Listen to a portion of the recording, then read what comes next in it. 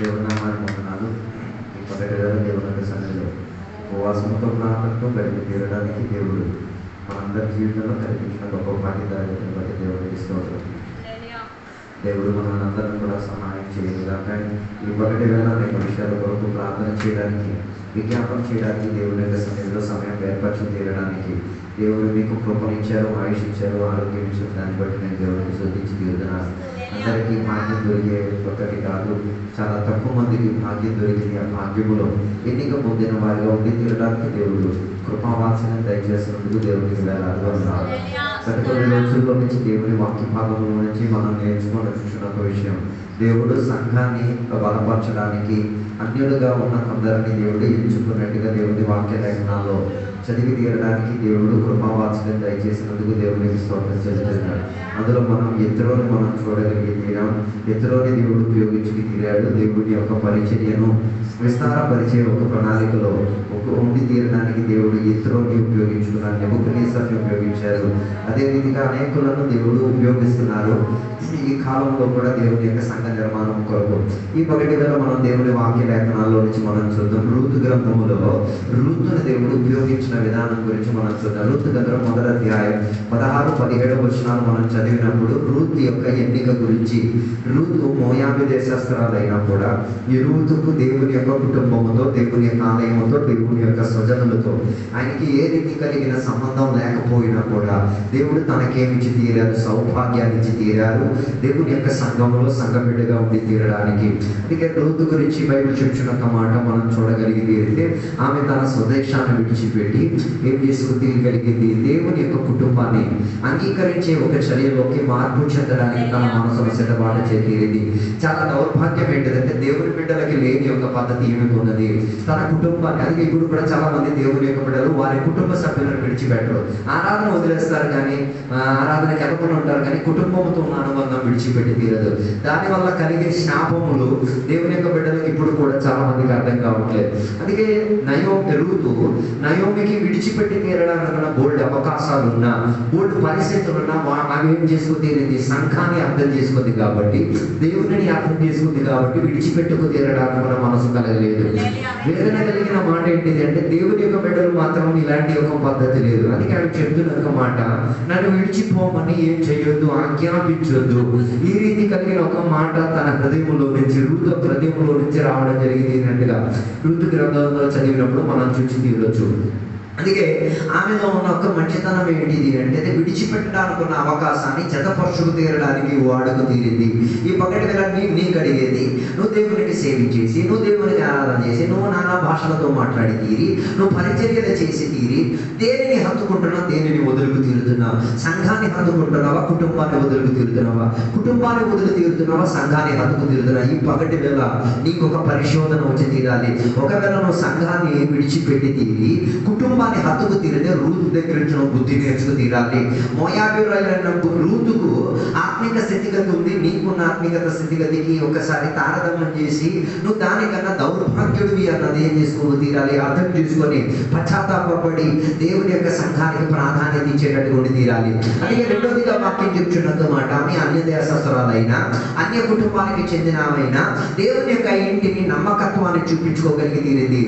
వేదన కలిగినదంటే దేవుని బిడ్డలకి ఇది లేదు, నమ్మకత్వం లేదు. సంఘం పట్ల వారికి నమ్మకత్వం లేదు. కేవలం సంఘంకి రావడం, ఆరాధన చేయడం, 4 పాటలు పాడడం, నచ్చితే అధివాసం చెప్పడం, లేకపోతే అది లేదు, ఏం లేదు. సంఘం పట్ల లాయల్టీ లేదు, నమ్మకత్వం లేదు. దానివల్ల సంఘం ఏం కావట్లేదు, ఎదుగుదల చెంది తీరట్లేదు. అందుకే రూతు తన కుటుంబం పట్ల నమ్మకత్వాన్ని ఉంచి తీరింది. చాలా మంది సంఘ బిడ్డలకి నమ్మకత్వం అంటే ఏంటో ఎప్పుడు కూడా తెలియదు. సంఘానికి నమ్మకత్వంలో ఉంచి తీరడం అంటే సంఘం లోపల ఉన్న విషయం లోపలే ఉండి తీరాలి తప్ప బయట ఉన్న వ్యక్తికి ఏం కాకూడదు, నవ్వులాటగా మారి తీరకూడదు. అది ఒక యాగార్పణగా మనం చెప్పుకు తీరొచ్చు. అందుకే రూతు ఆ అంగీకరణను పొందుకు తీరింది. తన కుటుంబంలో చాలా లోటులు ఉన్నాయి, మీరు చెప్పిన దానికన్నా అధిక లోట్లు ఆ కుటుంబంలో ఉన్నాయి. ఆ కుటుంబంలో ఏముంది, శాపపు బతుకులు పిల్లలు మచ్చడిపోయారు. ఆ కుటుంబం అది వేదన చెందే చర్యలోని చెందినది. కానీ తన ఇంటిలో జరిగిన విషయం ఎవరికి చెప్పలేదు.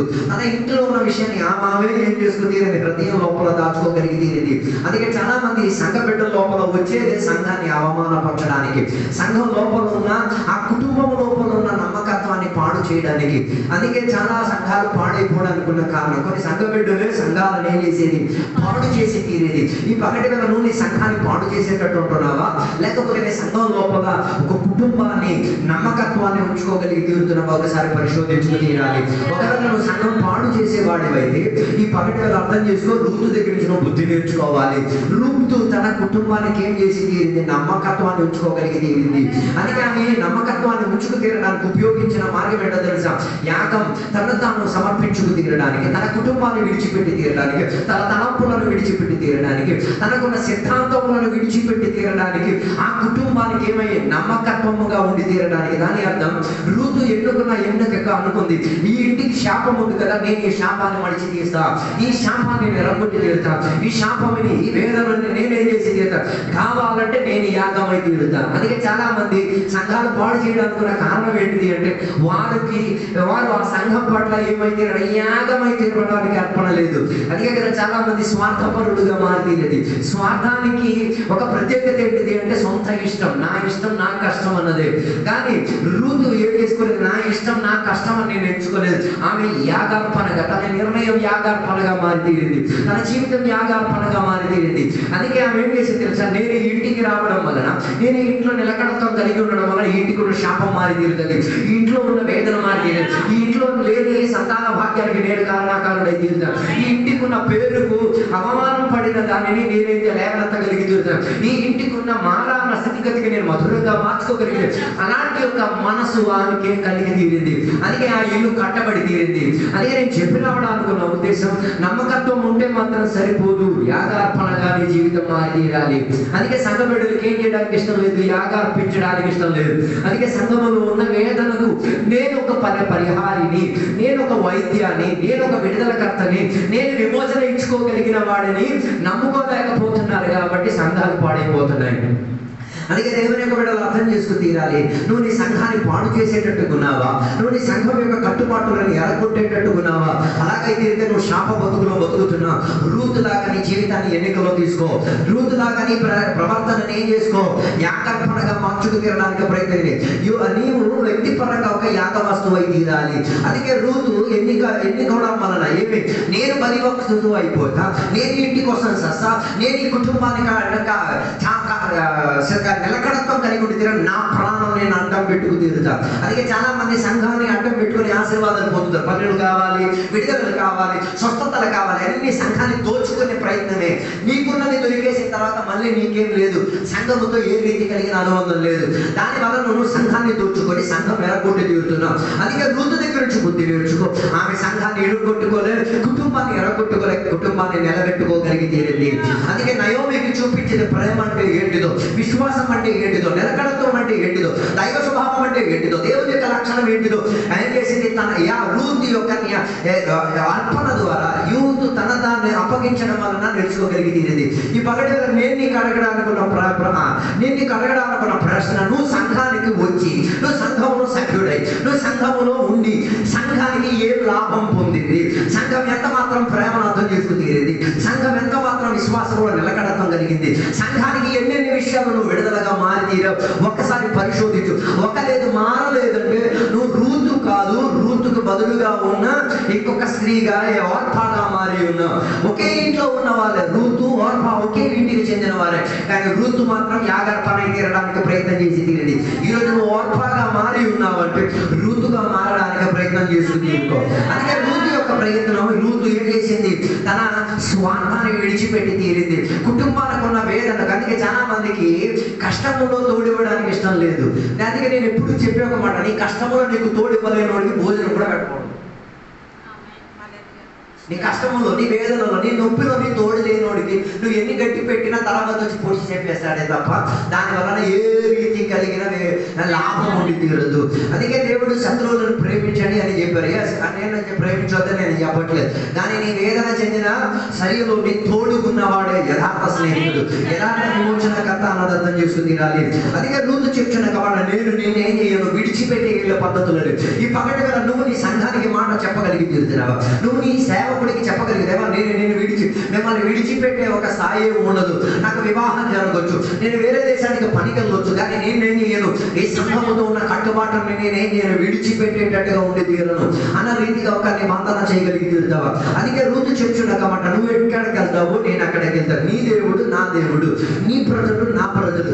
దాని అర్థం భవిష్యత్తులో ఉన్న ఎన్నికకు ఆమె ఏమై తీరింది, ఆమె కూడా ఒక చెయ్యూతనిచ్చి తీరింది. నేను ఒక విషయం అర్థం చేసుకుని తీరాలి, నీ సంఘానికి ఉన్న భవిష్యత్తు నీ మూలంగానే ఏమై తీరింది, నిలకడతం కలిగి ఉండి తీరేది. అందుకే కదా మన సంఘంలో చాలా మంది వస్తున్నారు, భవిష్యత్తును పాడు చేయడానికి చాలా మంది వచ్చేది. అందుకే కదా వారి జీవితంలో ఒక శుభ సందర్భం వచ్చినప్పుడు ఒక సంఘానికి ఉన్న భవిష్యత్తుకు అడ్డుగా మారింది. అందుకే కదా చాలా మంది సంఘం విడిచిపెట్టి తీరడానికి కారణం ఏంటంటే సంఘానికి ఉన్న భవిష్యత్తుకు వారు అడ్డుగా మారి తీరుతున్నారు. అందుకే తెలుసుకు తీరాలి, సంఘానికి ఉన్న భవిష్యత్తు ఎప్పుడు చిరకాలం నిలకడత్వం కలిగేటట్టుగా ఉండి తీరుతుంది. అందుకే నువ్వు సంఘంలో మన సభ్యుడు సంఘానికి వచ్చే రక్షణ పొంది ఆత్మాభిషేకం విషయం కాదు, నీ మూలంగా భవిష్యత్తు ఏమవుతుంది అది ఆలోచించు. నీ మూలంగా నువ్వు సంఘానికి రావడం వలన సంఘానికి కూడా ఫ్యూచర్ ఏంటిది? కొన్ని సంఘాలకి ఫ్యూచర్ లేదు, కొన్ని సంఘ పరిచర్యలకి ఫ్యూచర్ లేదు. కారణం ఏంటిది? సంఘ బిడ్డలకి ఫ్యూచర్ గురించి అవగాహన లేదు. అందుకే మనం సంపాదించేది, మనం పనులకు వెళ్ళేది దేనికోసం? భవిష్యత్తు బాగుండి తీరాలి. అలాగే నువ్వు సంఘానికి వచ్చింది, నీ సంఘం ఒక 25 సంవత్సరాల తర్వాత నీ సంఘానికి పరిచయం ఏంటి ఇప్పుడు నీకు అర్థం అవ్వాలి. ఇప్పుడు అర్థం కాకపోతే ఇప్పుడు సంఘం దోచుకుంటాం, అర్థం కాలేదు.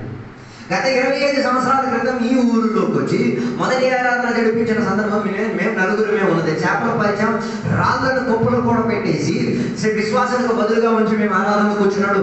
మాకు అప్పుడు గుర్తొచ్చింది కదా ఎలాంటి ఒక ఆరాధన ఆలయము ఈ రీతిగా దేవుని సన్నిధిలో కూర్చుకొచ్చి తీరడానికి మనస్తత్వం. 25 సంవత్సరాల ముందే ఇప్పుడు నా ఫ్యూచర్ని ఏం చేసుకోగలిగాం, కనుక్కోగలిగి తీరాం. చాలా మందికి ఇప్పుడున్న సుఖాలే, ఇప్పుడు నా పిల్లలు జరిగిపోవాలి, ఇప్పుడు నా పిల్లలు బాగుపడిపోవాలి, ఇప్పుడు నా అప్పులు తీరిపోవాలి. దానివల్ల నువ్వు ఆ సంఘానికి నాశనమే. అది మీరు అర్థం చేసుకున్నా చేసుకోకపోయినా నా విషయం కాదు. గత 25 సంవత్సరాల్లో నీ సంఘానికి ఉన్న భవిష్యత్తు ఏంటో అది అర్థం చేసుకుని తీరాలంటే రూతు లాంటి నుండి తీరాలి. అందుకే రూతుకి అర్థమైతే నువ్వు ఎక్కడున్నా నేను అక్కడ ఉంటా, నీ దేవుడు నా దేవుడు, నీ ప్రజలు నా రానికి అర్థమైపోయి తీరింది.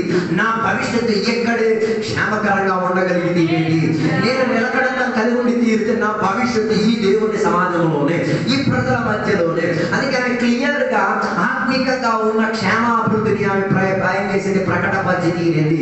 అది అర్థం చేసుకోతీరండి. ఇప్పుడు నువ్వు సంఘానికి, సంఘం యొక్క భవిష్యత్తుకు పనికొచ్చే పాత్రలో లేకపోతే తర్వాత ఉన్న కాలంలో సంఘానికి ఉన్న నాశనానికి నువ్వే కారణమవుతావు.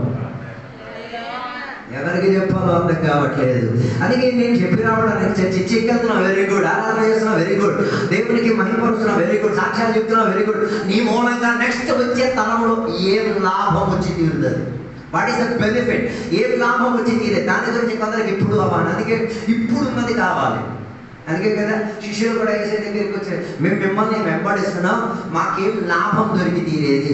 ఏది లాభం దొరికే చర్య కాదు, ఇది భవిష్యత్తును ఏం చేసుకోగలిగే చర్య, విడుదలని పెంచుకోగలిగే. అందుకే మొదటి కాల శతాబ్దిలో ఉన్న సంఘాలకి ఫ్యూచర్ ఉండేది, వారికి ఫ్యూచర్ భవిష్యత్తు గురించి అవగాహన ఉండేది. మనకి ఫ్యూచర్ లేదు. అందుకే భవిష్యత్తు గురించి అవగాహన లేకపోవడం వలన సంఘం 4 గోడల మధ్య ఒదిగిపోయి తీరుతున్నది. అందుకే రూతు దగ్గర నుంచి నేర్చుకుంది తీరాలి. ఆమె ఒకే ఎన్నికల్లోకి వచ్చి నా మూలంగా ఈ కుటుంబానికి మన భవిష్యత్తును మార్చుకోగలిగే చర్య ఉండి తీరుతుంది. అందుకే చరిత్ర చెప్తున్న ఒక మాట, రూతు యేసుక్రీస్తు వారికి ఉత్తమగా ఏమైతే మార్పు చెందుకోగలిగి తీరింది. అందుకే తిమోతి పత్రిక 1వ అధ్యాయం 6వ వచనంలో మనం చూడగలిగి తీరొచ్చు. ఒక కుటుంబంలో 3 తరగతుల్లో ఉన్న వారిని మనం ఉపయోగించుకు తీరచ్చు. లవ్స్ దగ్గర నుంచి తిమోతి వరకు నా కుటుంబ తరగతి 3 జనరేషన్, సుమారు 300 సంవత్సరాలు విశ్వాసంలో నిలకడత్వం కలిగేటట్టుగా ఉండి తీరినట్టుగా భవిష్యత్తు గురించి అవగాహన కలిగాడు. దానిలో ఇద్దరు, ఒకటి మనం చూడగలిగితే ఒకటి అమ్మమ్మ, రెండోది దాని కూతురు, తర్వాత ఆయన కొడుకు తిమోతి. వాళ్ళు ఇద్దరు అమ్మమ్మ దేవునికి నమ్ముకున్న నమ్మకము, అమ్మమ్మ దేవునికి అంగీకరించిన అంగీకరణ పిల్లవాడైన తిమోతికి ఆమె ఏం చేసుకొని ట్రాన్స్ఫర్ చేసుకోగలిగింది.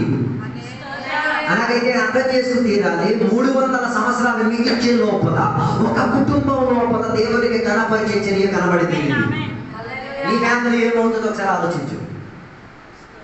నీ పిల్లల పరిస్థితి ఏమవుతుందో ఆలోచించు. నీ మనవడుల పరిస్థితి ఏమవుతుందో ఆలోచించు.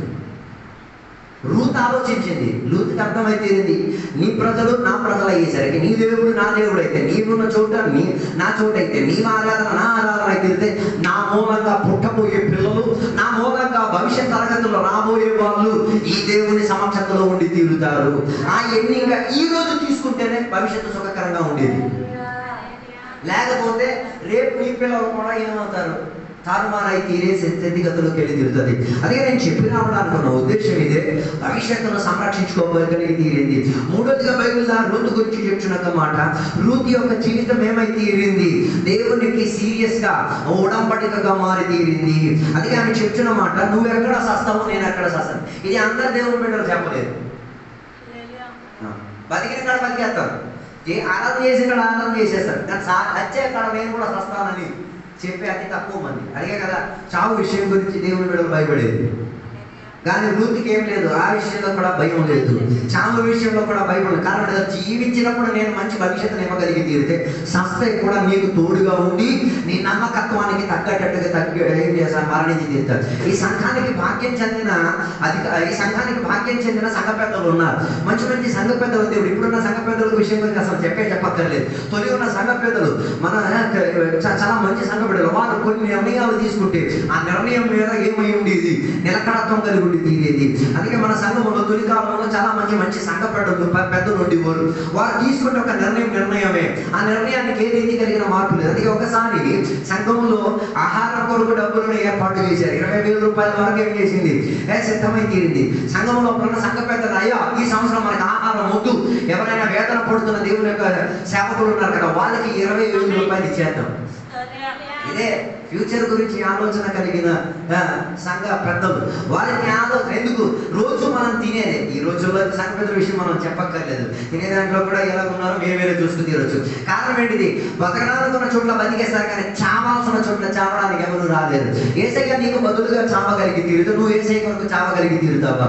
అందరూ ప్రార్థన చేస్తే నేను ఏసయ్య కోసం బతికేస్తాను, నచ్చేసేస్తాను, ఇది కూడా చెప్తే నువ్వు చెప్పగలిగి తీరాల్సింది. కావాలంటే మరణం నా ముందుకు వచ్చిన నేను ఏసయ్య కొరకు మరణించే గడియలోకి ఇలా కలిగి తీరుతా. అలాంటి వారు సంఘం కట్టేవారు, అలాంటి వారి సంఘం యొక్క పేరు నిలబెట్టేవారు, అలాంటి వారి సంఘానికి సాక్ష్యం చెందినవారు. అందుకే ఆమె హృదయం ఏమై తీరింది, చచ్చిపోవడానికి, దేవుని కొరకు చనిపోవడానికి కూడా మనసు కలిగింది. అందుకే ఆయన చెప్పిన మాట, నువ్వు ఎక్కడ చస్తావో నేను అక్కడే చచ్చి తీరగలిగి తీరేది. నా మరణం తప్ప మమ్మల్ని ఏం చేసుకోగలేరు, వేరే పని లేదు. ఈ కాలంలో ఏదైనా గొడవ వచ్చేస్తే చాలు, మరి ఆ ఇంటికి వెళ్ళాలి, మేము వేతనకి వెళ్ళాలి, ఆ స్పేస్లో చెప్పరు, నువ్వు సంఘం పోటు చేస్తున్నావు. కారణం ఏంటిది, ఏం మాట ఇచ్చావు, సస్తే బతికితే నీతోనే ఉంటా, నీతోనే నేను ఉండి తీరుతా. మరణం తప్ప మనల్ని ఏం చేసేది లేదు, వేర్పరిచేది లేదు. కొందరు ఈ మాట పట్టుకొని వివాహ నిషేధన కోసం రెడీ అయ్యేది. దేవుని పిల్లల సంగతి చెప్తున్నాను, మరి అన్ని సంగతి ఎందుకు, మరణం తప్ప వారు ఏం చేసుకోగలిగేది వేరు. అంటే అందుకే వాళ్ళు కోరేది, భర్తీ మనం చచ్చిపోతే పర్లేదు, నాకు వేరే ఒక ఆప్షన్ దొరికి తీరుతుంది. దీన్ని అడ్డం పెట్టుకొని చాలా మంది ప్రార్థన చేసేది కూడా నేను విన్నాను. ఇది దానికోసం ఉన్నది కాదు, ఇది ఏంటో తెలుసా, ఇది దేవుని సన్నిధిలో తీసుకున్న ఒక నిబంధన. అందుకే నేను చెప్పినప్పుడు అనుకున్న ఉద్దేశం, నీ మరణం మూలంగా సంఘానికి లాభమా నష్టమా ఆలోచించండి. కొందరు కోరుకునేదే, కొందరు ఏమైపోవాలి. కారణం ఆ సంఘానికి ఉపయోగం లేదు, లాభం లేదు. దానివల్ల కానీ రూతు ఈ మాట అన్నప్పుడు ఆ నయోమి హృదయం బద్దలయ్యో, నువ్వు చావకూడదు, నువ్వు బతకాలి, నువ్వు బతుకుండి తీరగలిగితే కుటుంబానికి క్షేమకరంగా ఉండి తీరుతాయి. కుటుంబాలు మాత్రం కాదు, దేశానికి మంచి పేరు వచ్చి తీరుతుంది. అందుకే అలాంటి ఒక పిల్లను చావైన స్థితిగతులు దేవుడు తీసుకెళ్లకుండా బతికించే స్థితిగతులు నిలకడతో కలిగి వెళ్ళి తీరడానికి ఉన్న కారణం. అందుకే నేను చెప్పి రావడానికి ఉన్న ఉద్దేశం, రూతుని దేవుడు ఉపయోగించడానికి ఉన్న కారణం, తన మూలంగా దేవుడు ఆ కుటుంబాన్ని ఏం చేసుకు తీరడానికి, పేరు నిలబెట్టుకు తీరడానికి. ఒకటి వేళ నేను నీకు అడుగుతున్న మాట, నువ్వు సంఘానికి లాభమా నష్టమా ఆలోచించుకో. ఒకవేళ రూతులా మారలేకపోతే పగటి వేళ రూతులాగా మారి తీరు. రెండోదిగా దేవుని యొక్క వాక్య లేఖనాల్లో మనం చూడగలిగి తీరితే, యెహోషువ గ్రంథం 6:25 రాహాబ్ అని చెప్పిన ఒక స్త్రీ గురించి మనకు అక్కడ కనబడుతున్నది. రాహాబ్ అన్న స్త్రీ గురించి బైబిల్ చెప్పే మాట, ఆమె యొక్క వేశ్యావృత్తిలో సంపాదనను పొందుకు తీరి జీవించిన ఒక బిడ్డ. రాహాబ్కి మన సంఘ బిడ్డలకి ఏమైనా తేడా ఉందా? తేడా ఏం లేదు, సిమిలారిటీస్ నేను చెప్తా. రాహాబుకున్న పని ఏంటిది? వేశ్యావృత్తి. వేశ్యావృత్తిలో అయినంత సొంత శరీరం అమ్మేసి ఏం చేస్తున్నారు? డబ్బు సంపాదన. అంటే దాని అర్థం దేవునికి విడిచిపెట్టి నువ్వు డబ్బు కోసం మాత్రం తిరిగితే రాహాబు చేసిన పని నువ్వు కూడా చేస్తున్నావు అంటావు. పని కావాలి పని కావాలి పని కావాలని గొప్ప ప్రార్థన చేసేస్తాను. ఆరాధన ఎగ్గొట్టేస్తే నువ్వు రాహాబు వేరేం కాదు, ఒకటే. నేను బైబిల్ చెప్పింది పని కావాలి, విడుదల కావాలి, సమాధానం కావాలి, క్షేమం కావాలి, ఉపవాసం కావాలి, ఆరాధన అన్నీ కావాలి. ఇక కూడిగా వదిలేస్తే రాహాబు నువ్వు చేసేది ఒకే పని. ఆయన శరీరం నమ్ముకుంటున్నా, నువ్వు కూడా శరీరం నమ్ముకుంటున్నావు. అందుకే నేను చెప్పాను, రాహాబుకి ఈ కాలం ఉన్న విశ్వాసకి పెద్ద తేడా ఏం లేదు. అందుకే అన్ని వారికి అవసరమైనవి. కానీ రాహాబు గురించి చెప్తున్నమాట, ఆమె వేశ్యావృత్తిలో బతుకుచున్నా కూడా ఆమె ఆ దేశానికి, ఏ దేశానికి? ఎరికో దేశానికి చెందిన ఒక స్త్రీగా ఉండి ఆమె ఏం చేసుకోగలిగి తీరింది? తన జీవితంలో కొన్ని ఎన్నికలు, తన జీవితంలో తీసుకున్న కొన్ని నిర్ణయాలకు ఏమైతే తీరింది? గొప్ప మార్పు వచ్చి తీరింది. ఈరోజు నువ్వు కూడా ఈ రాహాబులానే ఉన్నావా? వేశ్యావృత్తి చేసేసి సంపాదించుకొని తింటున్నావా? అందుకే కదా చాలా మందికి ఏ విషయం గురించి ఏం తింటాం ఏం కాదు. అందుకే కదా ఏసై చెప్పినమాట, ఏం తింటాం ఏం తాగుతాం, వీటి గురించి ఆలోచించేది ఎవరు? సో ఈయన అన్యురాలే ఆలోచించాడు. నువ్వు కూడా ఈ పద్ధతిలో ఉన్నావా? మారు మనసు పొందు. పని పని పని అన్నది కాదు, ఆరాధనకు ప్రాధాన్యత, ప్రార్థనకు ప్రాధాన్యత, దేవునికి సేవించేదానికి ప్రాధాన్యత. మాకలు చెప్తున్నామంటే నీకన్నా పెద్ద వేసి ఇంకెవరు లేదు. రాహాబు కూడా బోర్డు మాత్రం ఉంటాయి. ఎందుకమ్మా చిచ్చికి రాలేదంటే ఆమె చెప్తుంది ఈరోజు బేరం ఉండేది అయ్యా, అందుకే నేనేం చేయలేదు అని. ఏమి పెద్ద తేడా ఏం లేదు. అందుకే రాహాబు ఆ వేశ్యావృత్తిలో ఉన్న ఆమె జీవితానికి ఏం చేసిన ఒక నిబంధన ఆమె ఖాయం చేసుకు తీరింది. ఈ వేశ్యావృత్తి నుంచి నేనేమైతే తీరుతా? విడుదల పొంది తీరుతా. అందుకే ఆయన చేసిన ఒక మాట ఏంటో తెలుసా? తన ఇంటికి వచ్చిన ఇశ్రాయేల్ దేశంలో నుంచి వచ్చిన వారికి ఆమె ఏమిచ్చి తీరింది? చోటునిచ్చుకు తీరింది. లేకపోతే ఇంట్లో ఏమి సదుపాయాన్ని ఇచ్చి తీరింది. ఎందుకు? ఒక వేశ్యావృత్తి చెందిన ఒక స్త్రీ ఆ దేవునికి నమ్మిన కొందరికి చోటిచ్చి తీరడానికి కారణం ఏంటో తెలుసా? వారు ఏ దేవునికి సేవించుచున్నారో ఆ దేవునికి ఉన్న ఘనత గురించి ఏమై తీరింది? అర్థమై తీరింది. అందుకే ఆమె డబ్బు సంపాదించడానికి వీళ్ళు పిలిచింది, లేకపోతే అక్రమ సంబంధం పెట్టుకోవడానికి పిలిచింది. ఆమె పిలిచింది దానికోసం కాదు. ఆమె పిలిచింది ఎందుకు తెలుసా? నువ్వు సేవించిన దేవుని గురించి గత కాలంలో నేను బోల్డ్ విన్నా, నువ్వు ఆరాధించిన దేవుని గురించి బోల్డ్ మాటలు నేను విన్నా. ఇశ్రాయేల్ ప్రజలను నడిపించుకుని ఐగుప్తు దేశము నుంచి తోలుకొచ్చి ఎర్ర సముద్రం దగ్గరికి వచ్చి చంపేసి ఐగుప్తు దేశస్తులను చంపేసిన మహాదేవుని గురించి నువ్వు ఏదైనా చెప్పు, నేను వినడానికి రెడీగా ఉన్నానన్న అంగీకరణతో ఆ కుటుంబం ఎవరిని ఆ ఊరిని తేలి చూడడానికి వచ్చిన వారిని ఎగేసుకు తీరింది, చోటికి తీరింది. ఇక్కడ ఇంకొక మాట చెప్తే మొఖాలన్నీ దిగిపోతాయి. నీ ఇంట్లో అందరికీ నువ్వు చోటిస్తున్నావు. దానికంటే ఈ వేషాలు దాన్ని మీకన్నా సూపర్. మీరు ఆమెకి ఎంత అయిపోయారు? ఎందుకు? తన ఇంట్లో వేషాభివృద్ధి చేసిన ఇంట్లో కొందరు నమ్మకస్తులకు, దేవునికి ఎరిగిన విశ్వాసులకు, దేవుని నామాన్ని ఘనపరచిన వారికి ఏమి ఇచ్చింది? వేదికని ఇచ్చి తీరింది. ఓ లార్డ్. అందుకే నేను చెప్పాను, కొందరు దేవునికి నమ్ముకునేది దేనికోసం? దేవుని అత్యాచారం చేయడానికి. నీ ఇల్లు విశ్వాసానికి, ఆరాధనకి, ఆత్మీయతకి చోటు ఇవ్వలేకపోతే రాహాబు ఇల్లు మంచిది, కానీ నీ ఇల్లు దానికన్నా దౌర్భాగ్యం అని ఆలోచించండి. నీ ఇంటిలో ఆత్మీయతకు ఎంత మాత్రం ప్రోత్సాహం ఇచ్చేటట్టుకున్నది ఆత్మీయ విషయాలు. అందుకే ఆ ఇంట్లో దేశం తేరి చూడడానికి వచ్చిన కుర్రోలు వచ్చిన నాలే వేషాభివృద్ధి చేశారు అనుకుంటున్నారా? అదే చేశారు. వారి దేవుడి గురించి ఘనతగా చెప్పారు, వారి దేవుడు రక్షించిన విధానం గురించి చెప్పారు, వారి దేవుడు చేసిన విడుదల గురించి చెప్పారు, వారి దేవుని యొక్క మహా అద్భుతం గురించి చెప్పారు. ఆ దేవుడు ఏ రీతిగా వారిని నడిపించారు, వారి అవసరాలు తీర్చారు, వారి జీవిత స్థితిగతులు తోడయ్యారు, వాటి గురించి వ్యాఖ్యానం చేశారు. ఒకవేళ నీ ఇల్లు అది వ్యాఖ్యాన పరచకపోతే రాహాబు అన్న వేశ్యక ఉన్న ఇల్లు కన్నా నీ ఇల్లు దానికన్నా ఘోరమైన ఇల్లు. అందుకే కదా కొన్ని ఇళ్ళలో ఇప్పుడు వేదన అక్కర్లేదు. ఏం ప్రార్థన? గృహపూడి ఇక్కడ సంక్రాంతికి శివరాత్రికి వచ్చిన పండగ అయిపోయింది. ఇట్ మీన్స్ నీ ఇల్లు ఏమైపోయింది? రాహాబు కన్నా ఘోరమైన ఇంట్లోకి మారి తీరింది. అందుకే రాహాబుకి అర్థమైంది, ఎన్నాళ్ళు ఇంట్లో వేశ్యావృత్తికి ఉన్న శబ్దాలు వినబడి తీరేది, దేవునికి అవమానం చెందే మాటలు వినబడి తీరేది, దేవుని యొక్క శాపం చెందిన పద్ధతులు జరిగి తీరేది. ఇంకా దీనికి ఒక మార్పు నేను తెచ్చి తీరుతా, దీనికి ఒక విడుదల నేను తెప్పించి తీరుతా. అందుకే ఆమె ఆతృత చెంది కుటుంబంతో సహా ఆ వచ్చిన భక్తులను, ఆ వచ్చిన విశ్వాసులను, ఆ వచ్చిన దేవుని యొక్క అభిషక్తులను ఏం చేస్తుంది?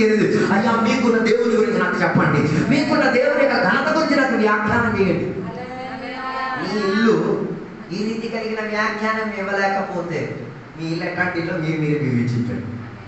అందుకే నేను ఇందాకే చెప్పాను, రాహాబుని దేవుడు వాడగలిగి తీరితే మన ఇల్లును కూడా దేవుడు ఏం చేసుకోగలిగి తీరుతాడు, వాడగలిగి తీరుతాడు. అందుకే రాహాబుని దేవుడు విడిచిపెట్టి తీరడానికి, రాహాబు తన కుటుంబాన్ని ఏ రీతిగా విడిచిపెట్టి తీరడానికి దేవుడు సహాయం అయింది, ఆ విశ్వాసము కలిగి ఉండడం వలన వారికి విశ్వాసం వచ్చి తీరింది. దట్ మీన్స్ నీ ఇంటికి ఒకడు వస్తే వాడికి విశ్వాసం రావాలి.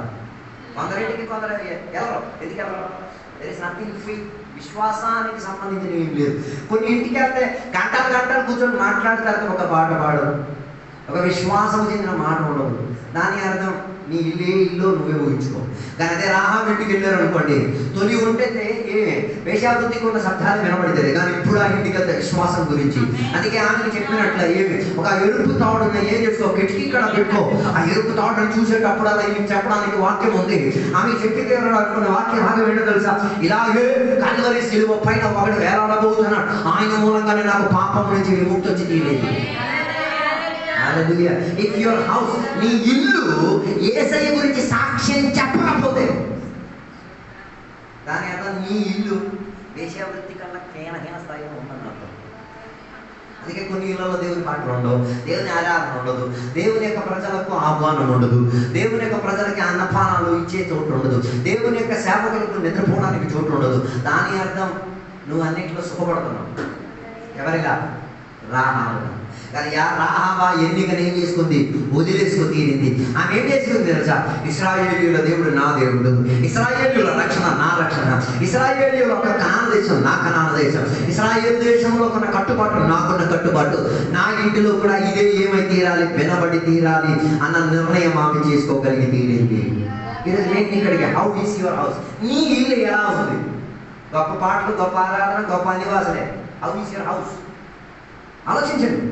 నీ ఇల్లు అసలు ఇల్లేనా, సమాధి అయినా, లేకపోతే కప్పు కొట్టే చోటైనా, ఎలా ఉందో ఒకసారి పరిశోధించుకో. కానీ రాహాబు ఇల్లు ఒకప్పుడు అలా ఉండి ఇప్పుడు ఆ ఇంటికి చరిత్ర మారిదేది. ఎక్కడి నుంచి ఆ ఇంట్లో ప్రతిరోజు 3 పూట్ల ప్రార్థన శబ్దమే వినబడి తీరేది, ప్రతిరోజు వాక్య జ్ఞానమే వినబడి తీరేది, ప్రతిరోజు దేవునికి ఘనపరిచేది వినబడేది. అందుకే కొన్ని ఇళ్ళకి వెళ్ళడానికి ఇష్టం కూడదు. కారణం ఏంటి? ఆత్మీయత ఏమి అక్కడ కనబడదు. మరి మీకు ఎలా ఉన్నా నాకు తెలియదు. కొన్ని ఇళ్లలోకి వెళ్ళి మంచినీళ్ళు తాగడానికి ఇష్టం అనిపింది. కారణం ఏంటిది? అక్కడ చేసేది ఏమి విశ్వాసానికి చెందేది కాదు, విశ్వాసానికి ఘనపరిచేది ఏమి అక్కడ ఉండలేనప్పుడు అక్కడ తాగిన మంచినీళ్ళు కూడా జబ్బు తెచ్చేది. మా ఇంట్లో కానీ అదే రాహాబు ఇంటికి వెళ్ళండి, మంచినీళ్ళు తాగిన ఆమె ఏం చేస్తారు? స్వార్థ చెప్తుంది. అందుకే కదా కొన్ని ఇళ్లకు ఎవరైనా వస్తే వారు స్వార్థ చెప్తారు. కొన్ని ఇళ్లలోకి వెళ్తే అసలు స్వార్థ, అసలు నీ దేవుని సేవెత్తున్నావన్న విషయమే చెప్పరు. దాని అర్థం నీకు దేవుడు ఇచ్చిన మేలులన్నీ కూడా వేశ్యావృత్తికే వాడుతున్నావు. రాహబేలు వేశ్యావృత్తి చేస్తుంది, కుటుంబాన్ని పోషించదు. నువ్వెందుకు వేశ్యావృత్తి చేస్తావు? నీ కుటుంబాన్ని పోషించదు. అందుకే ఆలోచించండి, ఎలా ఉంది నీ కుటుంబం?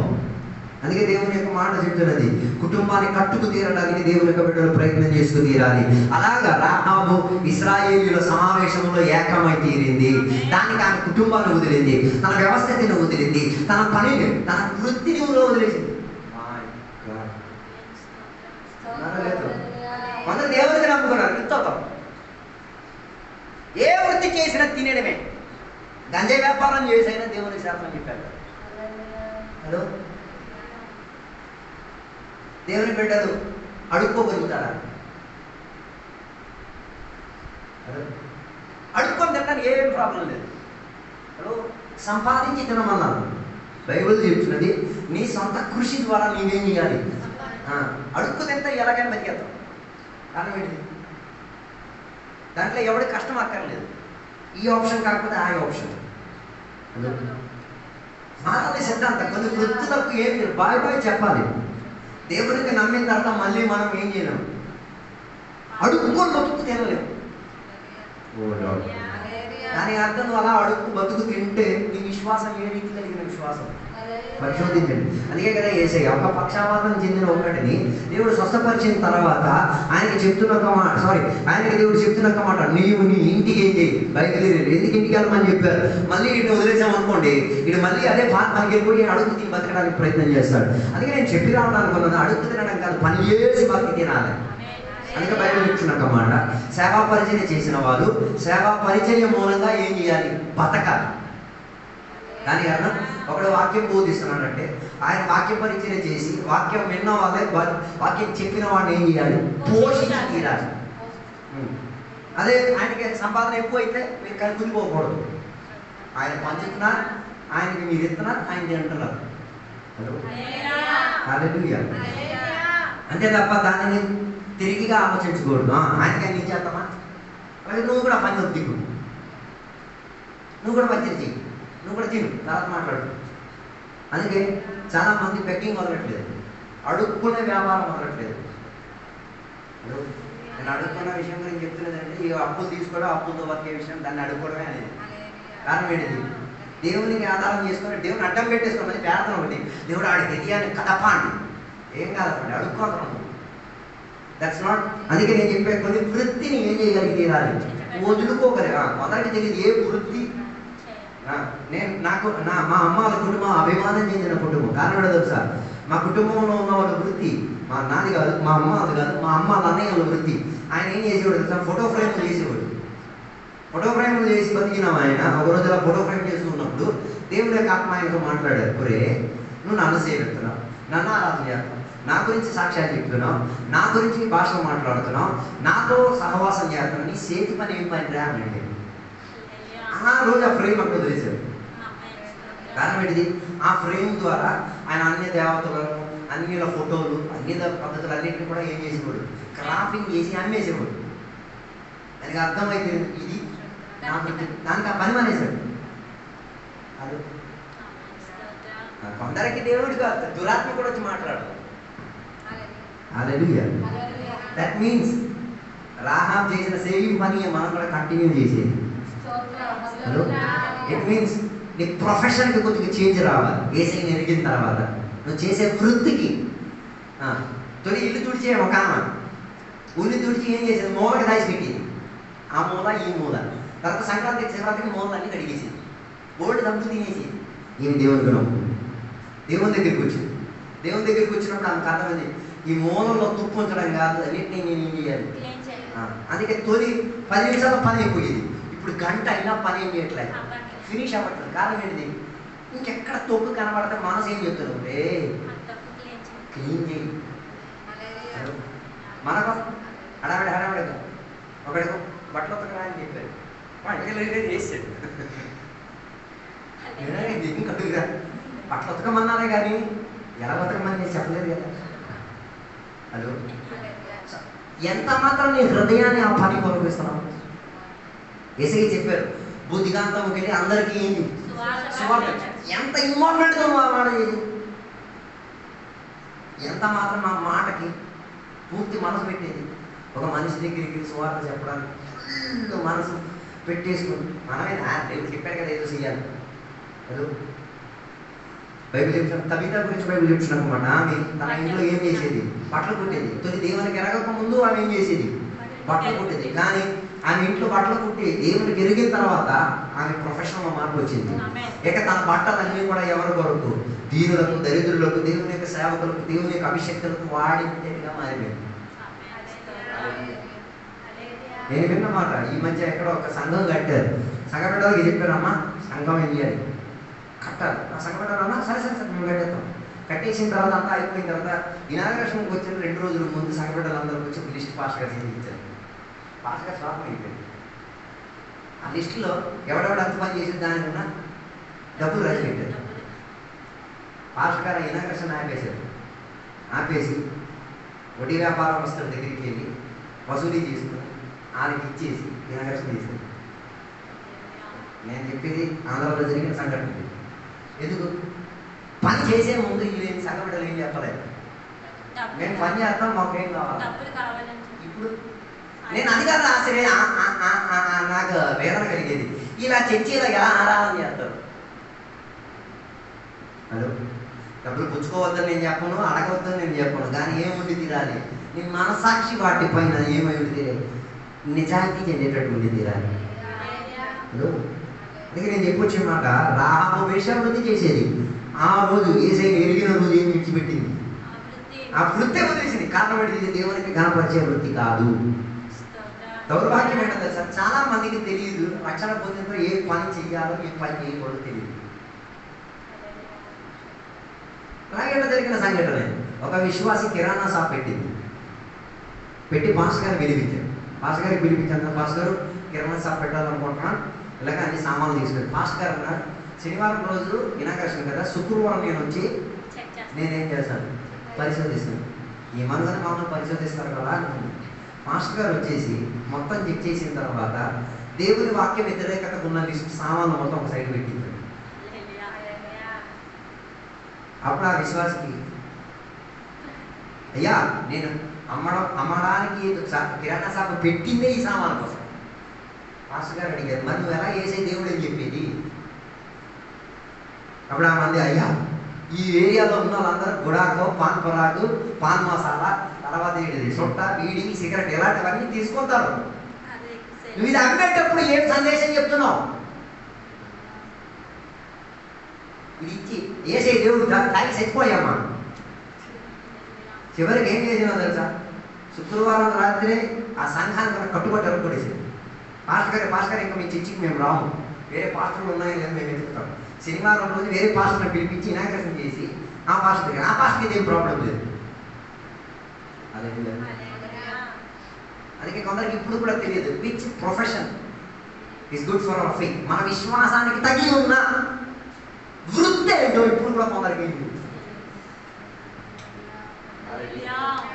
దేవుని పిల్లలు దేనికోసం వెళ్తారు? పార్టీల కోసం జై కొట్టడానికి వెళ్తారు.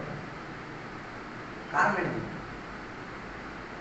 మనం పార్టీకి ఏం చేసేవాళ్ళం కాదు, జై కొట్టేవాళ్ళం. పార్టీకి కనపరిచేవాళ్ళం, మనం దేవునికి కనపరిచేవాళ్ళం. అలా నువ్వు వెళ్తే రాహాబు కన్నా ఘోర స్థాయిలో నువ్వు ఉన్నామని అర్థం. మారు ఈ పగటి వేళ మార్పు తెచ్చేసుకో. ఈ పగటి వేళ దేవుని అడుగు, ఏ వృత్తి నేను దేవునికి కనపరిచి తీరేంతటికి ఉపయోగించుకోగలిగింది. అబ్రహాంకి అడగండి, అబ్రహాంకి ఒక వృత్తి ఉండేది. దేవుని ఎరిగిన తర్వాత ఆ వృత్తిని ఏం చేసుకున్నాడు? వదిలేసుకున్నాడు. క్రైస్తవ్యం అంటే ఆశామాస తమాసా కాదు. అన్ని వృత్తులు మనం ఏం చేయలేదు, తల దోచుకోండి. కొన్ని దేవుని పెట్టాలి, మళ్ళీ దానికి ఒక అభిషేకం, ఒక పేపర్, 4 అన్నివాసం కూడా దేనికి పిచ్చి పోవాలి. విన్నారో లేదు? It's an insulting God. దేవుని అవమానపరిచే విధానం. దేవుడి దాని ద్వారా నీ కుటుంబానికి నాశనం తీసుకోగలిగి తీరుతాడు. ఆలోచించండి. దేవుని యొక్క పనిని నిర్లక్ష్య భావంతో చేయడం కాదు, దేవుని యొక్క పనిని ఆతృత భావంతో చేసుకునేడానికి ప్రయత్నం. అందుకే రాహాబు ఏ రోజు దేవుడికి నమ్ముకుందో ఆ రోజు తన పనిని, తన వ్యాపారాన్ని, తన వృత్తిని ఏం చేసుకు తీరింది? వదిలేసి దేవుని యొక్క పని నిమిత్తం ఆమె ఏమై తీరింది? తయారై తీరింది. ఈ పక్కటి వేళ నీ వృత్తిని ఒకసారి పరిశోధించుకో. విచ్ ప్రొఫెషన్ యు ఆర్, నీవే వృత్తిలో ఉన్నావు, ఆ వృత్తి దేవునికి కనపరిచేదా కాదా ఒకసారి ఏం చేయాలి? ఏది నీ మనసాక్షి ఆ వృత్తిని ప్రోత్సహిస్తుంది. నీ ఇష్టం, నీ కష్టం, నాకు అంత ఇష్టం. అందుకే ఎబ్రీ పత్రికలో రాహాబు గురించి చెప్తున్నమాట, ఆమె దేవుని ఏం చేసింది? నమ్ముకు తీరింది. దాని వలన ఏమైతీరింది? ఆమె కుటుంబం ఏమైతీరింది? విడుదల కలిగే చర్యలోకి రాగలిగి తీరింది. దాని అర్థం అప్పటి వరకు వేశ్యావృత్తి చేసిన కుటుంబం ఆ రోజు నుంచి దేవుని సేవించే ప్రణాళికలు, దేవుని యొక్క సమాధానాన్ని అనుభవించే ప్రణాళికలు, దేవునితో ఉన్న కట్టుబాటులో జీవించే ప్రణాళికలు ఆ కుటుంబం ఏం చేసింది? తన జీవిత స్థితిగతిని మార్చుకోగలిగి తీరింది. నేను అడుగొచ్చే మాట, నీవు దేవునికి ఒప్పుకోవడం వలన నీ ఫ్యామిలీకి కొన్ని మార్పులు రావాలి. అందరికి ఇప్పుడు కూడా ఏం మార్పు లేదు. దేవుని నమ్మేసారి కులం వదలం. నాకు అర్థం కాదు, కులం వదలకపోతే ఇంకెందుకు వ్యాధం చేస్తాం?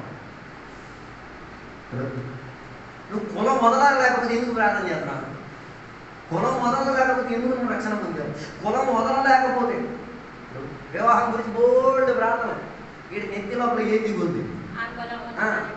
శాప బతుకది, వ్యభిచారపు బతుకది.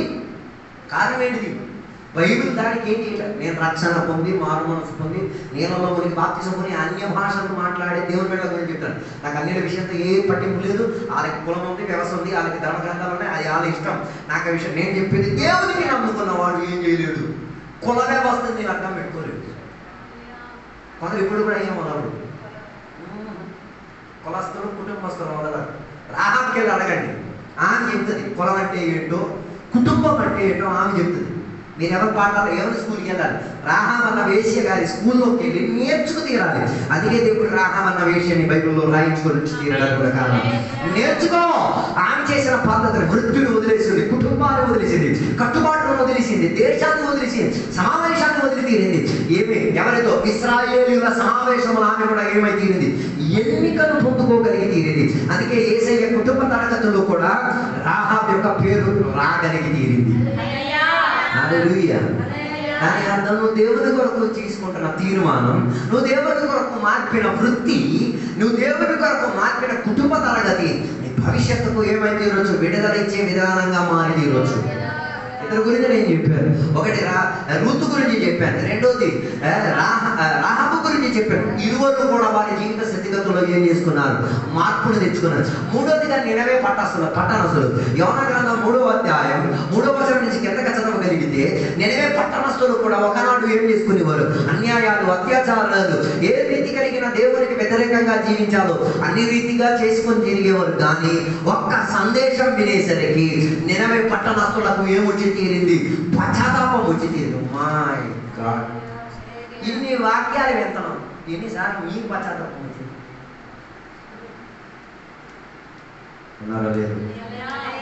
ఇన్ని కోట్ల వాక్యాలు విన్నారు.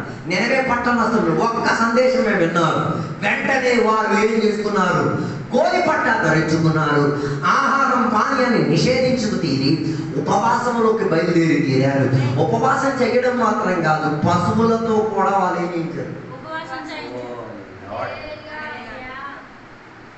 మనం ఎన్నెన్నో వాక్యాలు వెళ్తాం, ఎన్నెన్నో రాసేసాం, ఏది మనల్ని ఏం చేయలేదు, టచ్చే చేయలేదు.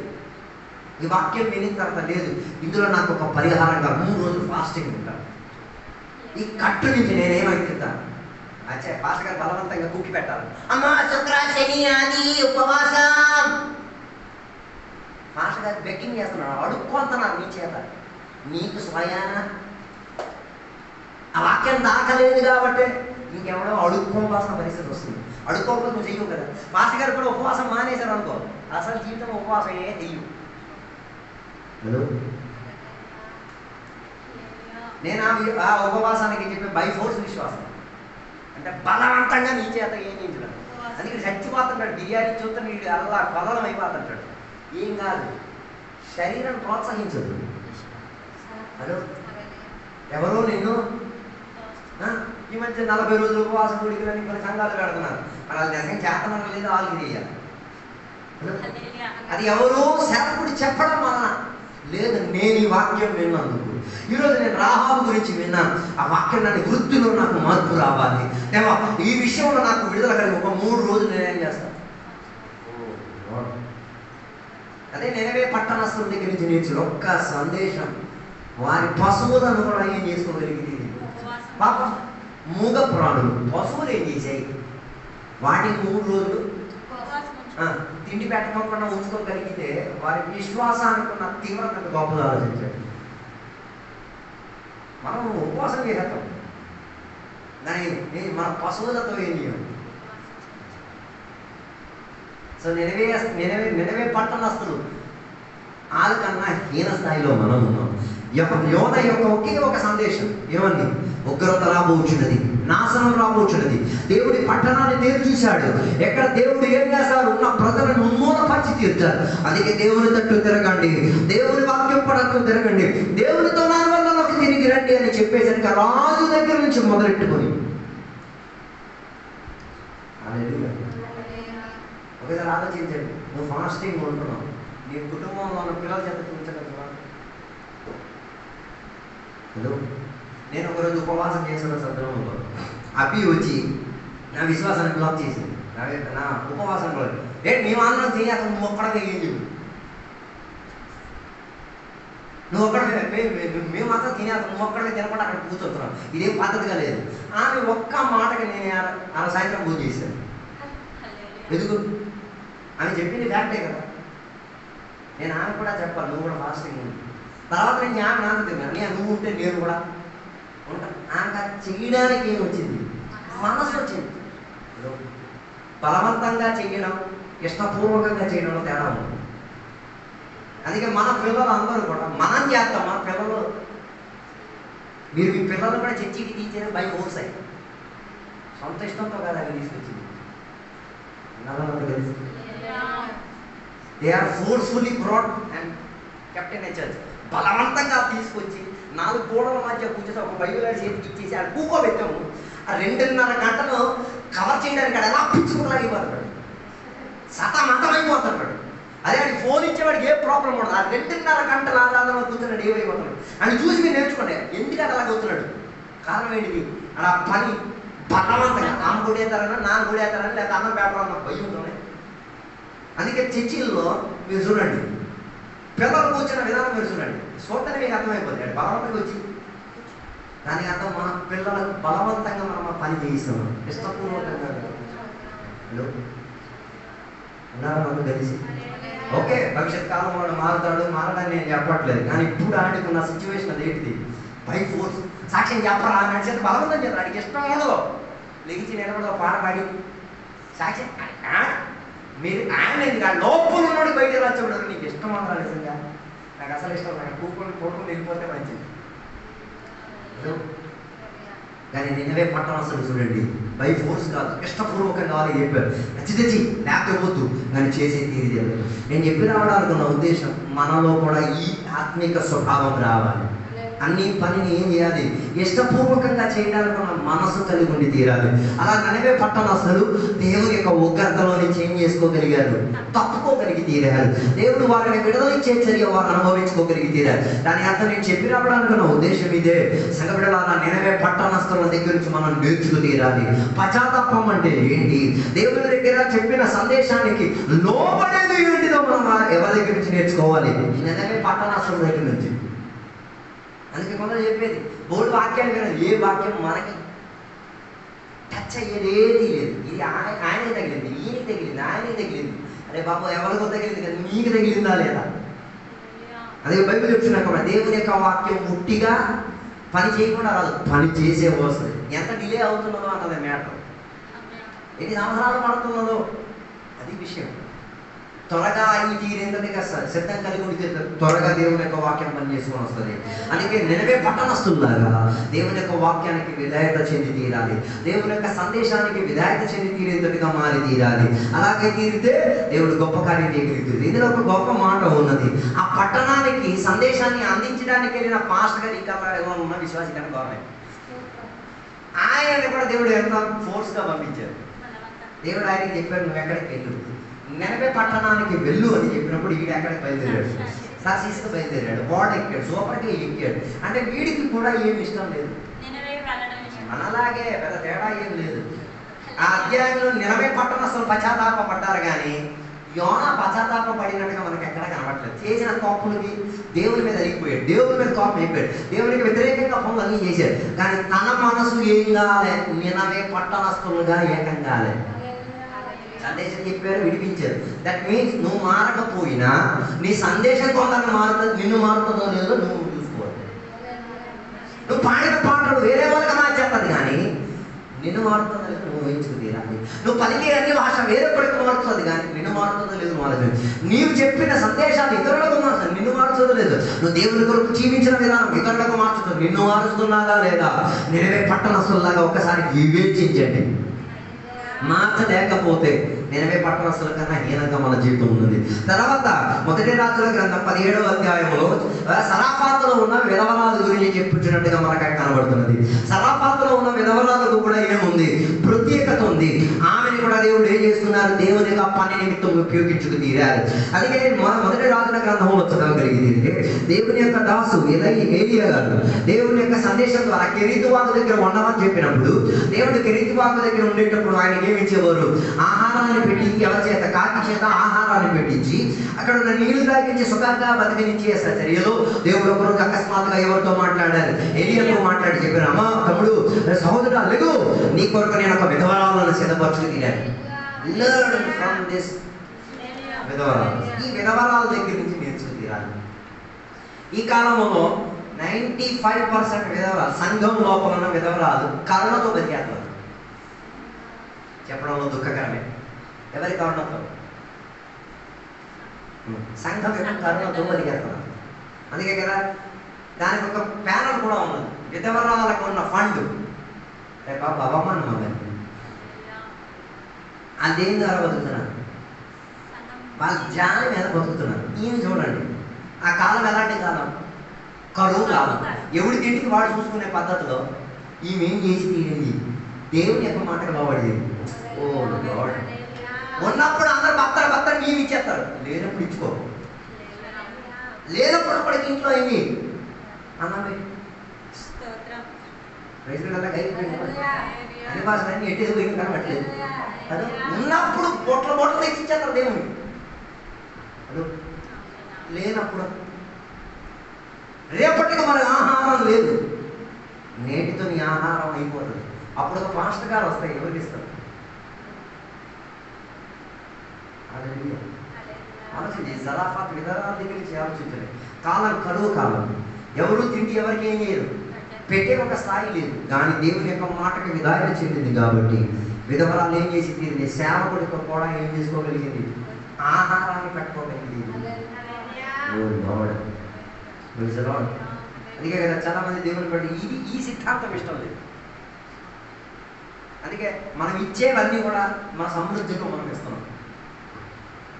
లేనితనము తీసుకోవడానికి అంతే కదా. ఆరోగ్యం రోగాక్రాంతుడై తీరితే వచ్చి చర్చిలో కూర్చొని, నేను ఈరోజు నిన్న రాత్రి అసలు పడుకోలేదు, నిద్రతో జ్వరంతోనే ఈరోజు కూడా వచ్చి నేను రానందుని కూర్చున్నాను. దేవుడు అడిగారు, ఏంద్రా కాసేపు వచ్చి నేను నా దగ్గర కూర్చోలేదు, వచ్చి కూర్చున్నా, నీళ్ళు తాగాను. ఎక్కడ జ్వరం కొన్నా ఇది కూడా నాకు అర్థం కాదు. నన్ను పొగిడి నేను చెప్పట్లేదు, మనం చూపించే మనసు అది. కావాలంటే నేను ఇంటికాడ ఏం చేయొచ్చు, పడుకోవచ్చు, సమయం గడిపి తీరవచ్చు, నిద్రలో గడిపి తీరవచ్చు. కానీ అది కూడా గడపకుండా దేవునిలో ఉన్న ఆతృత దేవుని ప్రేమించడం. అందుకే కదా చాలా మంది రోగి అయిపోయి చర్చికి ఆప్షన్. మరి దేవుడి దేనికి ఇంకో ఆప్షన్ ఇచ్చలేదు, జీవితానికి రోగి అయిపోయింది మరి ఫుల్ ఆప్షన్. నేను కేరళ వెళ్ళిన టైంలో ఒక మనిషిని నేను చూశాను. ఆయనకి ఎక్కడి నుంచి ఫుల్ కాళ్ళు మొత్తం ప్యారలైజ్, చేతులు కాళ్ళు ఏమి పని చేయవు. నేను ఆ మనిషి దగ్గరికి వెళ్తే నాకు భయం వేసింది. దాని దగ్గర కారణం తెలుసా, ఆయనకి మైకు అందించేసేస్తే చాలు, పాట పాడమంటే అలా కంటిన్యూగా నీళ్ళు చొక్కడ కూడా దాకా పాడవాడు. అది చర్చిలో ఒక మంచం పెట్టేసి ఆయన పడుకోబెట్టాడు, ఆయన ఆరాధన నడిపించేది.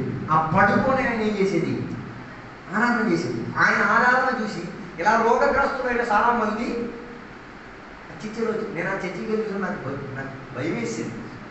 మనకి లేదు ఆ యాటిట్యూడ్, మనకి లేదు. నేను చూసినట్టు నేను ఆయనకి అడిగినప్పుడు ఆయన చెప్పి వీళ్ళందరూ ఎందుకు వచ్చారు తెలుసా, నేను ఈ రీతిగా దేవుని దగ్గర పడున్నాను. వాళ్ళు కూడా ఇంటికాడ కూర్చొని టీవీ చూసుకొని టైం గడపడం కానీ ఎక్కడ కూర్చొని దేవుని వాక్యం వినడం మంచిది కదా, పాట పాడడం మంచిది. తనకి తన పరిచర్య అంటే ఏంటో ఏమైంది అర్థమైతే మనకు మన పరిచర్య ఇంకా అదే. అందుకే జరాఫాత్లో ఉన్న విధవారాల దగ్గర నుంచి నేర్చుకోండి. లేనితనంలో కూడా ఏమి, దేవుని యొక్క పరిచర్యకు, దేవుని యొక్క నామం కొరకు, విశ్వాసం కొరకు ఇచ్చుకు తీరడానికి ఆమె ఏమై తీరింది, తయారై తీరింది. మామూలు టైంలో అందరూ సపాట్లు కొట్టేస్తారు, దూకుతారు, గెంతుతారు, ఉపవాసం కూర్చొని చెయ్యి ఆ పని. అప్పుడు చేయడం చేత కావాలన్నప్పుడు ఇప్పుడు కూడా చేయకూడదు. అర్థం కాదు. బాగున్నప్పుడు దూకుతావు, గెంతుతావు, కీపడి పాత్రలు కొట్టేస్తావు, కందిరి కత్తిరిల్లి చేస్తావు. లేనప్పుడు చెయ్యి, బలం లేనప్పుడు, శరీరం ఏం చేయను అనుమతించలేనప్పుడు చెయ్యి. పద్మోస్ దీపులో ఎవరు బాప్తిసం ఇచ్చిన యోహాను. ఒకసారి వెళ్ళండి మీరు కూడా పద్మోస్ దీపులో. తినడానికి ఏం లేదు, తిండి లేదు, పడుకోవడానికి ఏం లేదు, రేగి లేదు, మంచం లేదు. ఆదివారం అయ్యేసరికి అర్థమైంది ఈరోజు ఆరాధన ఉంటుంది. మనకి రేకు ఉంది, మంచం ఉంది, ఇల్లు ఉంది. ఆరాధనకు వచ్చే విధానం చూడాలి, నేర్చుకోవాలి. ఎవరి దగ్గర నుంచి? యోహాను దగ్గర నుంచి నేర్చుకోండి. ఆయనకి అర్థమైతే ఈరోజు ఏ రోజు దేవునికి ఆరాధన చేసే రోజు. ఆ రోజు పొద్దున్నే లేచి స్నానం చేసేసుకొని మనం వేసేసుకొని వాక్యాలు చదవడానికి బైబిల్ లేదు, పాట పాడడానికి తోడుగా విశ్వాసం ఇవ్వలేదు. కానీ ఆయనకు ఒక విషయం అర్థమైతే నేను ఈరోజు దేవునికి ఏం చేయాలి. మీరు చర్చికి వెళ్ళలేని రోజు వండగా కూర్చొని ఎవరూ లేరు, వెళ్ళడానికి ఇంకొక అవకాశం ఉంది. ఎంతమంది కూర్చొని నేను బల్లాలో లేదు ఒంటరి కూర్చోడు, ఎవరూ లేరు, నేనే కూర్చొని బైబిల్లో చదివాను, వాక్య పరిచర్య చేశాను, బల్లారాధన తిన్నాను, కానుకలకు కూడా చేశాను. ఎందుకు? అది నేను చెయ్యాలి అన్న బాధ్యత నాకు. మనకి ఏదైనా అయిపోతే ఇంక మరణం అయిపోతే ఇంక మనం చెప్పక్కర్ల, శవానికి కాపలా మనమే. పోలీసులు కూడా ఇంటికి వెళ్ళిపోతారు. అక్కడ శవానికి కాపలా కాయడం కన్నా దేవుడికి వెళ్ళి సేవించడం కదా బెస్ట్. మారాలి, మార్పు రావాలి. మన తలంపులో ఏమొచ్చి తీరాలి, మార్పు రావాలి. అన్నీ ఉన్నప్పుడు అందరూ చేసేస్తారు, ఏమి లేనప్పుడు చేయి. ఇందాక పాస్టర్ చెప్పారు కదా, చాలా చోట్ల దేవునికి సేవించడానికి, ప్రార్థనకి వెళ్ళడానికి వాళ్ళకి తాకీదు ఉంది. వాళ్ళు ఏం చేయలేదు, ఆరాధన చేయలేదు, బైబిల్ పట్టుకొని తిరగలేదు, అయినా కూడా వాళ్ళు దేవునికి ఏం చేస్తున్నారు, ఆరాధన చేస్తున్నారు. ఎక్కడ ఎదగండి నేను రావాలా? సంగపెట్టలేదు, ఫుల్ ఈజీ. అమ్మయ్యా 8 రోజులు మా ప్రార్థన ఫలించింది, చర్చికి వెళ్ళక్కర్లేదు, ఆరాధన చెయ్యక్కర్లేదు, దేవునికి గణపరచక్కర్లేదు. నో, అప్పుడే నువ్వు చేసి తీరాలి. చైనాకి వెళ్ళి చూడండి, అక్కడ నువ్వు బైబిల్ గ్రంథం ఏం చేయలేవు, పట్టుకొని తీసుకెళ్ళలేదు. అయినా వాళ్ళు దేవునికి ఏం చేస్తున్నారు, అడవుల్లో, టంకల్లో, బస్సుల్లో, ట్రైన్లలో, ఎక్కడ పడితే అక్కడ ఆత్మీకుల సమావేశం కలిసి ఉండి ఏం చేస్తున్నారు, ఆరాధన చేస్తున్నారు, దేవునికి గణపర. కారణం ఏంటిది? లేనితనములో కూడా చేసుకుని తినడానికి నా మనసు. ఆరోగ్యం అన్నీ ఉంటే అందరూ చేసేస్తారు, లేనప్పుడు విలియం కేరీ గారు దేవుని యొక్క వాక్య సందేశాన్ని మనకి తర్జుమా చేసిన సేవకుడు. ఆయన పరిచయం నిమిత్తం ఇండియాకి రావడం వలన తన కొడుకు చనిపోయాడు. పిల్లలకు ఏమి శారీరకంగా రోగాక్రాంతులు, ఎవరు తోడు రాలేదు. అప్పుడు ఇంకా ఏముంది, అంటువ్యాధులు ఉన్నాయి. ఎవరెవరిని ఏం చేయరు, ముట్టరు. ఎవరెవరి ఇంటికి వెళ్ళి ఏం చేయరు, పని చేయదు. ఎవరెవరికి సాయం. ఈయన దగ్గర డబ్బు, పలుకుబడి, అధికారం ఉంది కాబట్టి ఆయన మంచి స్థలం కొన్నాడు. మంచిగా ఆయన ఏం చేస్తాడు, ఇంటి దగ్గర కూర్చున్నాడు, పొలం పని చేసుకుంటూ తన కుటుంబాన్ని పోషించాడు. కానీ కుటుంబం లోపలికి ఏమైతే వ్యాధులు, రోగాలు రావడం, భార్య మానసికంగా పిచ్చిదైపోయింది. తిన్న ఆహారం తినేటట్టుగా మనం తినేంత ప్రయత్నంలో ఉన్నా కూడా తన పరిచయం ఆపలేదు. మనమైతే అలాంటి అమ్మలకి కాపలా ఇస్తూ స్నగ్గి మార్చుకొని కూర్చుంటాం. ఆయన ఏమనుకున్నాడు, లేదు నేను ఇక్కడ ఇంటికాడ కూర్చుంటే అవదు, నానా భాషలో నేనేం చేయాలి, తర్జమా చేయాలి, నానా భాషలో అందేటట్టుగా నేనేం చేయాలి, రాత్రి పగలు కూర్చొని ఏం చేయాలి, దేవుని కొరకు, దేవుని ప్రజల కొరకు ప్రై. అలాగ దేవుని యొక్క గ్రంథం ఈ శంఖలోకి వచ్చింది. మనం 250 రూపాయలు కొనుక్కొని దిండిలా పెట్టుకున్నాం. ఇంకా పెద్ద అభిమానం వాడు 250 ఇచ్చి కొనుక్కున్నాను. 4000 రూపాయలకు కొనుక్కో, తర్వాత చెప్పు. నీ బట్టలే 4000 రూపాయలు ఒకటి తెచ్చుకున్నాం. ఆ టౌన్ 220 రూపాయలు కొన్న బైబిల్ పర్మిషన్ లేదు. 4000 రూపాయలు నీ ఒంటి మీద ఉన్న బట్టలకు ఉన్న ఖరీదును అనుసరించి ఉన్న బైబిల్ కొనుక్కో. దాన్ని ఎంత జాగ్రత్తగా వాడదు. 250 కదా. వేదన కలిగిన మాటలు దేవుని యొక్క బిడ్డలు ఇంట్లోనే చదవలేని బైబిల్ అధికం ఉన్నాయి, చదివే బైబిల్ కాదు. దాన్ని దేని గురించి ఉపయోగించారు, చదవకుండా ఉండడానికి. ఆలోచించండి, సరాఫాతులో ఉన్న విధవరాల్లాగా ఆలోచించండి. లేని దశలో ఆమె ఏం చేసింది, దేవుని కొరకు నిలబడగలిగి తీరేంతటి ఉన్న విధానం. అందుకే పగటి మీద దేవునికి బిడ్డలారా, నువ్వు సంఘానికి ఏ రీతిగా ఉపయోగపడుతున్నావు, సమాజానికి ఏ రీతిగా, సేవకుడికి ఏ రీతిగా ఉపయోగపడుతున్నావు. ఉన్న దశలో అందరూ ఉంటారు. ఉన్న దశలో భాష గారికి ఇప్పుడు ఏం లేదు, తినడానికి ఏం లేదు, సౌకర్యం లేదు. అలాంటి సందర్భంలో దేవుడి యొక్క ఆత్మ ఎవరికి చెప్పారు, జరాఫాతులో ఉన్న విధవరాలకు చెప్పినప్పుడు వెంటనే ఎక్కడికి బయలుదేరింది, కర్రలు ఏరుకోవడానికి బయలుదేరింది. సేవకుడి కోసం కర్రలు ఏరడానికి, సేవకుడి కోసం రొట్టి దగ్గర చేయడానికి, సేవకుడి కోసం ప్రయాసపడి తీరడానికి, సేవకుడి కోసం మనసు. ఈ ఇంట్లో ఎంత ఉన్నారు సేవకుడు, ఎంతమంది అభిషేకులు మీ ఇంట్లో ఉన్నారు, ఆలోచించండి. సరాఫాత్ విధవరాలు మనకి బుద్ధి నేర్పిస్తున్నది. ఆమె తన కరువు కాల దశలో ఏం చేసింది, తన ఇల్లును తెచ్చుకోగలిగి తీరింది. నీ సమృద్ధిలో ఆ ఇల్లు తెరవబడనే ఉంటాయి. నీ కరువు కాల దశలో ఎన్నిసార్లు నీ ఇల్లు తెరవబడి ఉంటాయి. ఈ పగటి మీద ఒకసారి ఆలోచించండి. దేవుడు మనకి సరాఫాతులో ఉన్న విధవరాల ద్వారా దేవుడు మనతో మాట్లాడుతున్నారు, అడుగుతున్నారు. ఆమె చేసుకోగలిగింది. అప్పటికి ఆమె కూడా కోటి వార్తలు చెప్పింది, అయ్యా నాకు నా కొడుకు తినడానికి ఉన్నది మాత్రమే ఉన్నది, దానితో మేము ఏమైపోవాలి, ఆత్మహత్య చేసి చచ్చిపోవాలి, దానిని తెచ్చుకు తీరేంతటిగా. దాని బైబిల్ చెప్తున్నాక మాట కరువు కాలం అంతా ఆ ఇంటికి ఏమైతే తీరింది, ఆహారం సమృద్ధిగా మారింది.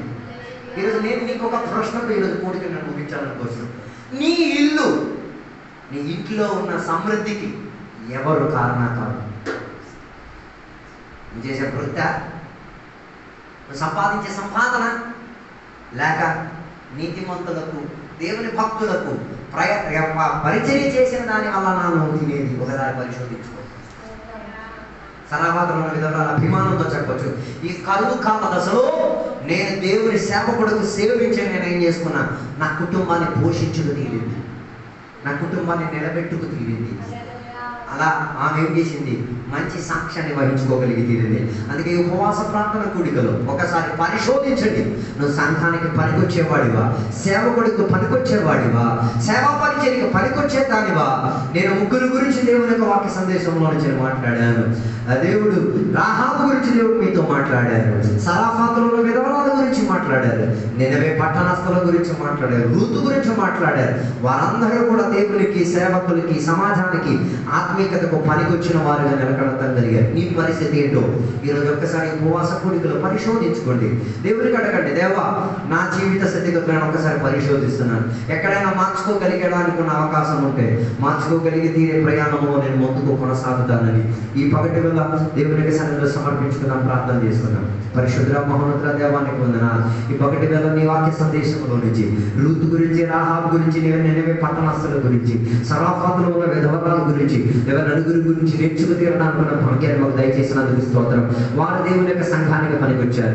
వారు దేవుని యొక్క పరిచర్యకు చేయూతగా మారి తీరారు. వారు దేవుని యొక్క నామం నిమిత్తం నిలకడతం కలిగి తీరారు. వారి విశ్వాసం నిమిత్తం శ్రేష్ఠులుగా మారి తీరారు. దేవ, ఈరోజు నా పరిస్థితి ఏంటో, నా కుటుంబం ఏ పాటిదో, నా జీవిత స్థితిగతి ఏ పాటిదో, నా వృత్తి ఏ పాటిదో, నా అనుబంధాలు ఏ పాటిదో, నేను కట్టుకున్నవని ఏ పాటిదో నేను ఒకసారి పరిశోధించుకు తీరడానికి, అందులో దేవ ఎక్కడైనా క్రమావళి తప్పిపోయి ఉండి తీరితే, ఏదైనా డిసార్డర్గా ఉండి తీరితే, ఈరోజు రాత్రి ఈ పగటి వేళ ఈ వాక్య సందేశం ద్వారా మనసుండి మా పశ్చాత్తాపం కలిగిన మనస్తత్వముతో దేవుని యొక్క సన్నిధిలో అంగీకరణ చెంది దేవ సెట్ చేయాల్సిన దానిని సెట్ పడిచి తీరుతా, బాగుపరచాల్సిన దానిని బాగుపరిచి తీరుతా, వచ్చే పాత్రగా, సాధనముగా, ఉపయోగకరమైన వస్తువుగా నా కుటుంబం, నేను మారి తీరేంద్రగా దేవ సహాయం సౌకర్యం దయచేయమని కోరుచున్నాం.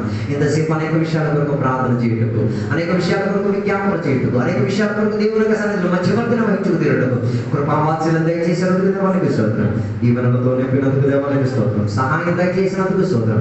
యేసు నామములో అడిగి పెడుతున్న పరమ తండ్రి, ఆమేన్. తండ్రి యొక్క కుమార పరిశుద్ధాత్మక సహవాసం ఇప్పుడు ఎల్లప్పుడు ఇక్కడికి వచ్చిన సద్భక్తులతో దేవాన్ని రెండు అక్కడ వరకు తోడైందును గాక. ఆమేన్.